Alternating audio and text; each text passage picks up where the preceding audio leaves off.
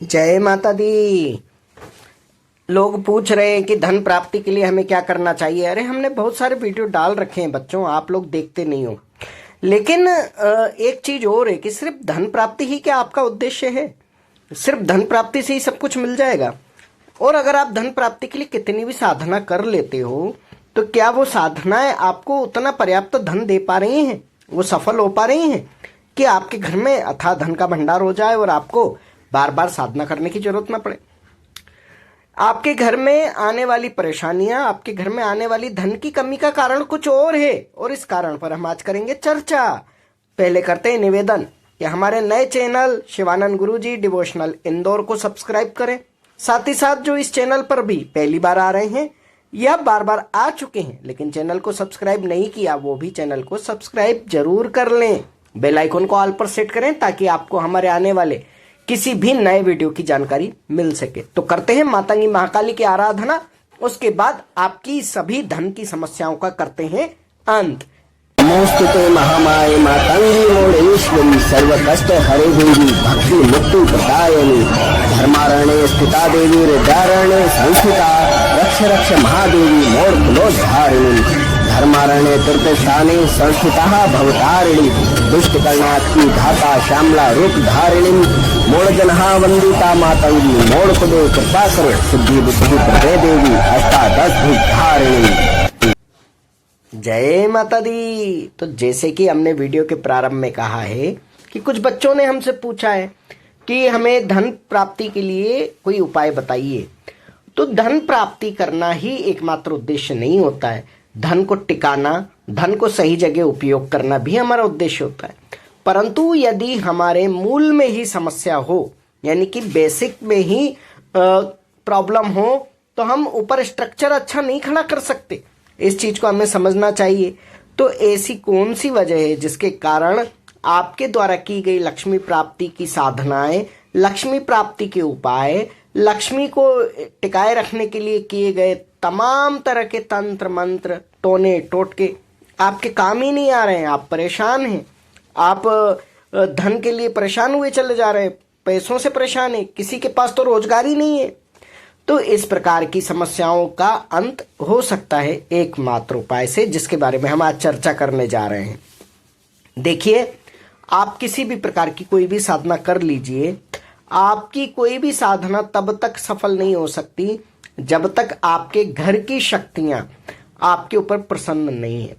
आपके ऊपर कभी भी धन की कृपा नहीं हो सकती जब तक आपके घर की शक्तियां आप पर प्रसन्न नहीं है। आपके घर में सुख, शांति, ऐश्वर्य, वैभव, कीर्ति, सम्मान और शांति तब तक नहीं हो सकती जब तक आपके घर की शक्तियों की कृपा आप पर नहीं है। उसके लिए हमें क्या करना है? हमें अपने घर के सबसे पहले चेक कीजिए कि कितने रिश्ते बने हुए हैं और कितने बिगड़े हुए हैं, और हम सबकी आपस में कैसी बन रही है। अगर आपके घर में रोज झगड़े होते हैं, अशांति होती है, आप दफ्तर में जा रहे हो, आप दुकान धंधे पर जा रहे हो, आप कोई रेहड़ी लगा रहे हो, लेकिन आपके झगड़े होते हैं, विवाद होते हैं, हानि होती है, नुकसान होता है, आप काम धंधे पर भी नहीं जा पा रहे हो, आपकी नौकरियां बार बार छूट रही हैं, आपका बरसों से प्रमोशन नहीं हो रहा है, आपको कई तरह की मुसीबतों का सामना करना पड़ रहा है, आप बार बार बीमार हो रहे हैं, आपके घर में तमाम तरह के खर्चे बने हुए हैं, तो निश्चित जान लीजिए आपके घर में भारी पितृदोष है।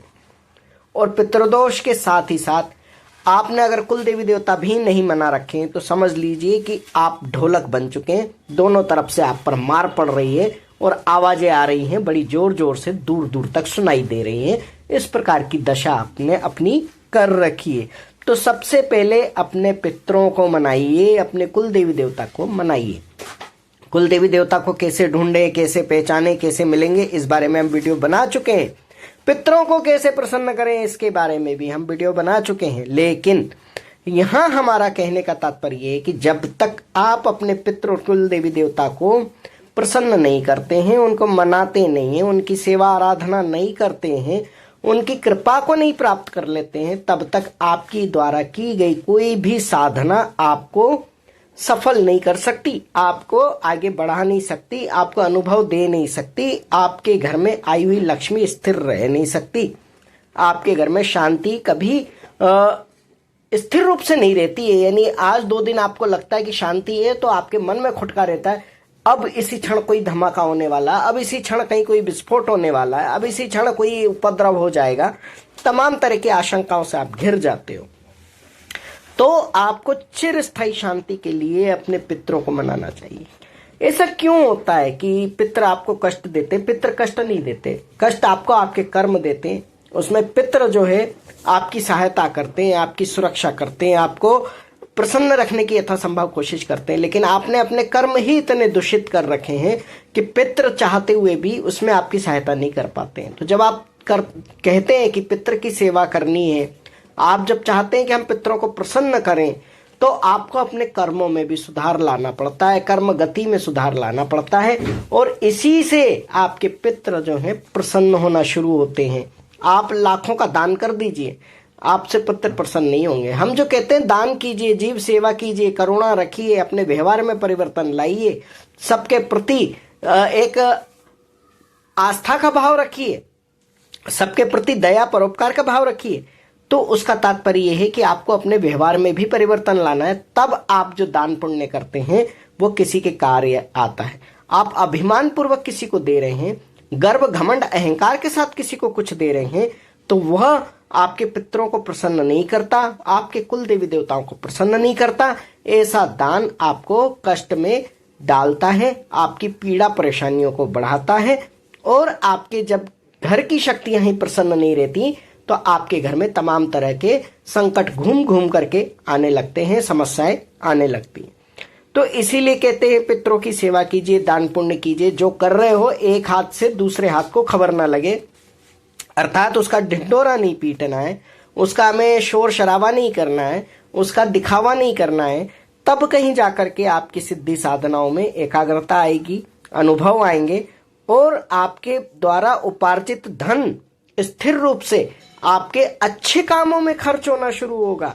वो आपकी बीमारियों में नहीं लगेगा, वो आपके वकीलों में, कोर्ट कचहरी थानों में नहीं लगेगा, वो आपके किसी और प्रकार के ऐसे खर्चों में नहीं लगेगा जो अनायास हो गए और उसका कोई आपको बेनिफिट भी नहीं मिला।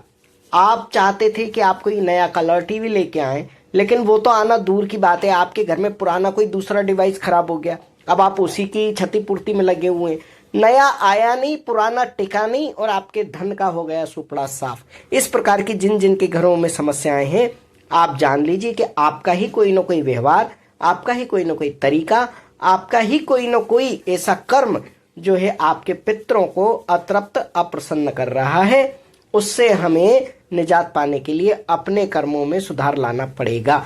घर में अगर 6 लोग हैं और 6 में से अगर एक व्यक्ति का भी कर्म दूषित है, व्यवहार अच्छा नहीं है, तो घर में शांति रह नहीं सकती।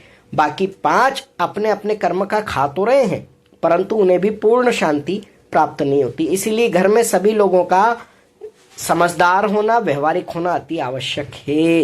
इस बात पर ध्यान रखना चाहिए, क्योंकि पितर तभी प्रसन्न होते हैं जब सारी संतानें हिल मिलकर, मिलजुल कर प्रसन्नता पूर्वक रहती हैं, उनके आत्म शांति के लिए दान पुण्य करती हैं और उसका ढिंडोरा नहीं पीटती। तो मुझे उम्मीद है कि आपको ये बातें और ये जानकारी बहुत अच्छे से समझ में आ गई होगी। अब आप कभी प्रश्न करेंगे तो सिर्फ धन के लिए नहीं करेंगे, आप अपने व्यवहार और कर्म में क्या क्या और किस तरीके से परिवर्तन ला सकते हो उस बारे में भी चर्चा करेंगे। तो उम्मीद है कि अब आप अगर अपने पितरों को और कुल देवी देवता को प्रसन्न कर लेते हैं, तो आपकी अन्य साधनाओं के साथ साथ लक्ष्मी साधना भी सफल अवश्य होगी। जय मोडेश्वरी बोल बम, जय माता दी। ओम मणिक्यमिणामप्लाल्यन्तीं मदालसां मंजुलवाग्विलासां महेन्द्रनीलं द्योतिकौमलांगी मतं कन्या मनसा स्मरामि।